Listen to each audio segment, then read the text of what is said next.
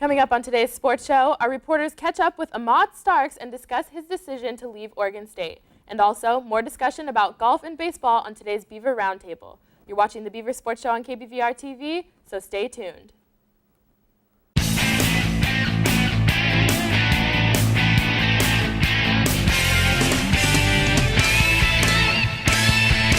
Well, hello, Beaver Nation. I'm Audrey Wiltz, your host, as always, and alongside me, Jacob, Alex. It's week 6. I can't even believe we're this far into the term, but how are you guys doing? How are you holding up? I'm doing great, but you're having a better week. I mean, congratulations on your e-internship this year. Thank you so much. I'm excited, but it's a little weird. I'll be away from sports for a while, but entertainment TV is definitely exciting. It'll be very exciting. Alex, how you doing? Not that well, Audrey. Actually, this morning I had to have my cereal with fat-free milk. I prefer 2%. Oh, dang. So it's... At least you're staying healthy. At least you're staying healthy. Am I? I don't know. I mean, everybody's picky about their milk, right? Yeah. Well, I'm sorry that you had your milk dilemma, but It's I'm all right. definitely happy to be back on the Beaver Sports Show this week. We've got lots of baseball talk, lots of golf talk, but first, Jeff Lowe and the sports trivia crew went around campus to ask those tough questions again. Here's the tape. Hey Beaver Nation, what's going on? It's Jeff Lowe here with another edition of the Beaver Sports Show, and we're doing trivia again. So we're out here on another beautiful day here in Corvallis. So we're gonna go see what's cracking here in the quad, see what people know about sports trivia. Who was the last OSU football player to be drafted in the first round in the NFL draft? Steven Jackson. Oh my gosh. I have no idea. Steven Jackson in 2004. Okay. Who was the last Oregon State baseball player to make an All-Star appearance? Jacoby Ellsbury. Look at this. I knew this. Okay, what was the question again? Who was the last OSU baseball player to make an MLB All-Star appearance? I knew this. You did. Oh gosh. Yes. You know it now? It's not like on the tip of my tongue. Okay. Does his name is it an Alex? I have no idea. When was the last time Oregon State won a national championship, and in what sport? 2007 and in baseball. Oh, last time they won one? Yes. Oh, I know they won baseball in 2005 and 2006, but I don't know if that's the last one. Okay, we'll go with 2005, 2006. I don't know. Well, okay, you're right on the sport, but wrong on the year. Okay. It was 07. Oh. There you But go. we'll give you half a point. Thank you. All right, who won the only Heisman Trophy here at Oregon State? Terry Baker. Heisman Trophy. I don't know. It was in 1962, if that helps. Oh, yeah, no. No? All right. Terry Baker. Oh, All right. so bad. You got I told you. none right, but thank you for coming out. Thank you very much. We're here with Louis Bottaro in his office, making a guest appearance here today. Louis, you ready for this? Bring it. All right. First question: who was the last OSU football player to be drafted in the first round? Oh man, I should know this. First round. Well, it was Nick Barnett, Steven Jackson have been drafted in the first. Yeah, that's it. Steven was the last one. In 2004, correct. All right. Second question: who was the last Oregon State baseball player to make an All-Star appearance? Jacoby. Easy one again. Oregon State's last national championship was when and in what sport? In what year? It was 07. Correct. Okay. Final question. This is easy. Who won the Heisman Trophy for Oregon State? Oh really? Really? Really, I haven't gone to it all year. And Have people answered this today? You're the last person of the day. Only one other. If you get this right, you're tied for the leader in the clubhouse, and I can give you one more. I can give you a one-hole playoff. Do I get to extra points for noting that he was the point guard on the team too? And he also played in the Final Four. Only player to ever play in a Final Four in a Rose Bowl in the same season. That's Portland lawyer Terry Baker. Correct. Okay. The extra one-hole playoff. Who was the last Oregon State player to be inducted into the Pro Basketball Hall of Fame, or the Naismith Basketball Hall of Fame? GP. Correct. And Louis Bottaro wins the Beaver Sports Trivia. I've actually. For the rest of the Beaver Sports Show trivia team, I'm Jeff Lowe. Back to you guys in the studio. All right, well, thanks, you guys. I really like the variety of questions they've had on trivia this term. Like, some of them are kind of hard. I even second-guess myself about them, but I don't know. Yeah, there's a few curveballs in there, no doubt. Yeah, and a lot of students don't seem to know much about Beaver sports. They need to watch our show, right? That's true. There's definitely some bimbos out there when it comes to Beaver sports. I guess you could say that. All right, well, we had Beaver Sports Show reporters Jasmine and Shakiana and a few other crew members catch a baseball game this past weekend as the Beavers took on Cal. Here's the story. Hi, I'm Jasmine Shannon, and we're out here at Goss Stadium as the number 5 ranked Beavers take on the Cal Bears. Let's take it to the action. The Beavers put their 5-game winning streak on the line as they hosted the Cal Bears at Goss Stadium with 3,000 fans in attendance. They kept the streak alive by sweeping the Cal Bears and bringing the winning streak up to 8. The Beavers' offense scored 17 runs over the weekend, which was led by Dylan Davis, Michael Conforto, and Jake Rodriguez. On Sunday, the Beavers hit 3 home runs and boosted the team's total for the season to 14, including 7 in league play. The Beavers' pitching and defense were solid all weekend, holding California to 5 runs in 3 games, thanks to Tony Bryant, Andrew Moore, and Ben Wetzler. The Beavers are now 13-8 overall and 17-4 in Pac-12. Let's go back to Jasmine Shannon for some fan interviews. Okay, so I'm here with Gavin. and we're at the OSU baseball game against the Cal Bears. So what do you do on the sunny day when you come to the baseball game? Just watch the game and get a hot dog and have fun. Who's your favorite player? I forgot his name, but pitcher number 28. Do you want to be a baseball player? You want to play for the Beavers one day? Yeah. That's fun. Well, thanks for coming out to the baseball game, and we hope to see you in other ones as well. Thanks. Okay, so today we're here with Megan. and Eli. and we were enjoying this beautiful day at the OSU baseball game, and you got your tickets from Coach Casey, right? Yes. Wow, that's so fun. That's so exciting. Is you love coming in to watch the game when it's sunny and everything? Yeah, have fun. Okay. Okay, that's cool. So, what's your favorite sports team? Well, it's football and a nice game. Oh, yeah, the Knights? Yeah. That's fun. Well, thank you for coming out and watching the OSU baseball team. Come back and support, okay? Okay. Thank you, Megan. Go Bees! Yeah.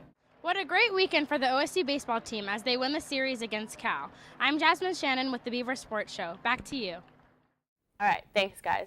So 2 series sweeps in a row with USC and Cal for our baseball team. I like the way they're looking. What do you guys think about them? Yeah, those were huge wins. We needed those series. Glad we got them. But we're going to talk about that a little later on the roundtable. So, yeah, stay tuned. Right. Well, Beaver Sports Show reporter Brittany Held sat down with Ahmad Starks to talk about his time here with OSU and his future. Take a look. Thanks, Audrey. Here next to me is junior guard Ahmad Starks. Thank you so much for being here with us today. Thanks for having me. So we're just going to kind of jump right into things. Last week, there was an article written by Grady Garrett in the school's newspaper regarding your leaving OSU. One of, I guess, your former teammates now, Victor Robbins, was quoted saying, I feel like we'll be better. Ahmad couldn't really guard Pac-12 guards. Me being 6'6", 6'7", it's going to help guard the Pac-12 guards at 6'3", 6'4". Ahmad couldn't really do anything. They were going to shoot right over him. I think we can do better next season. I think we'll be way better next season. End quote. You got to have a comeback for that.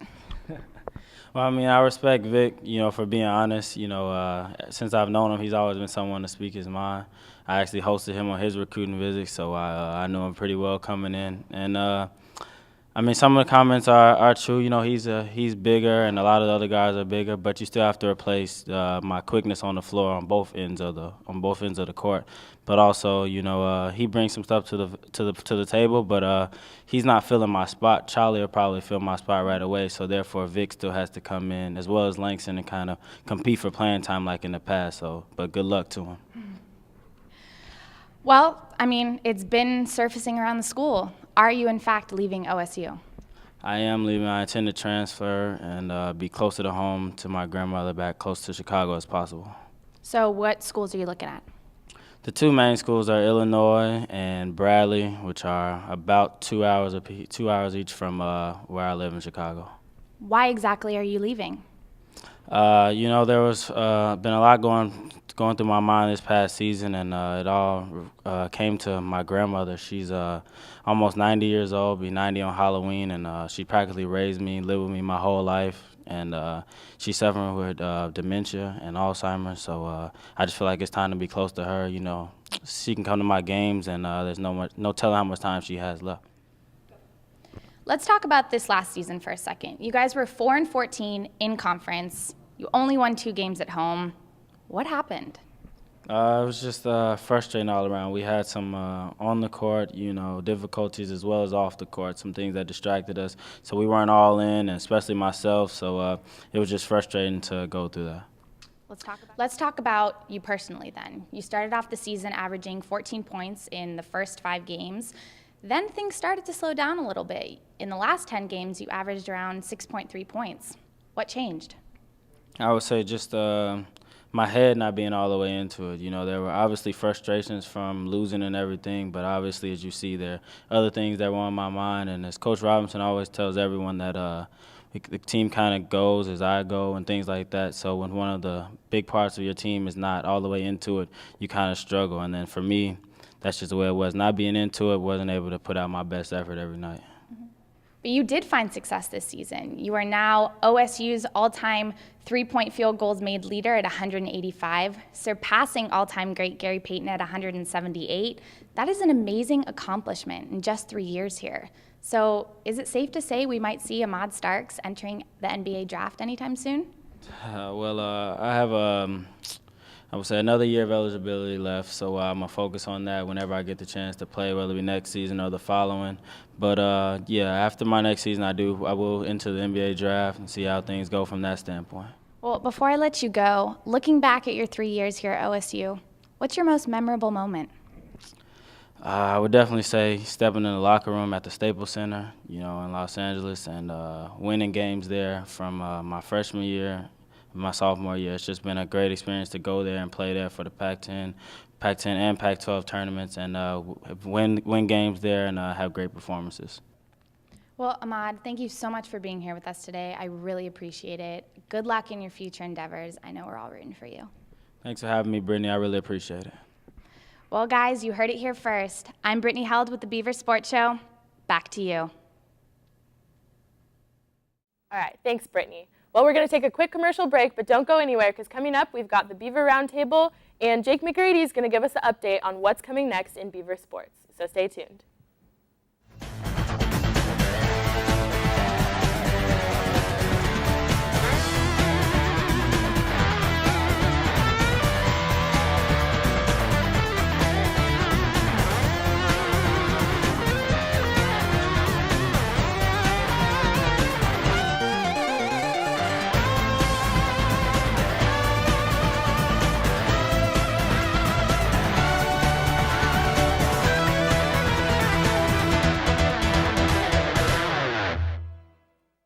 Well, we're back, and here to give you the update on what's coming next in Beaver Sports is Jake McGrady. Jake, what do you got for us? Hi, Beaver Nation. I'm Jake McGrady. Let's talk about what happened this week in away sports and what's coming up. Freshman Sarah Allman won the high jump with a 5-foot 10-inch leap to secure an OSU regional berth. Regionals are in Austin, Texas at the end of May.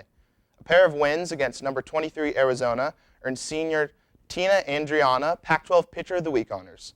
However, it was a disappointing outcome in Eugene this weekend, with softball losing all 3 games this series.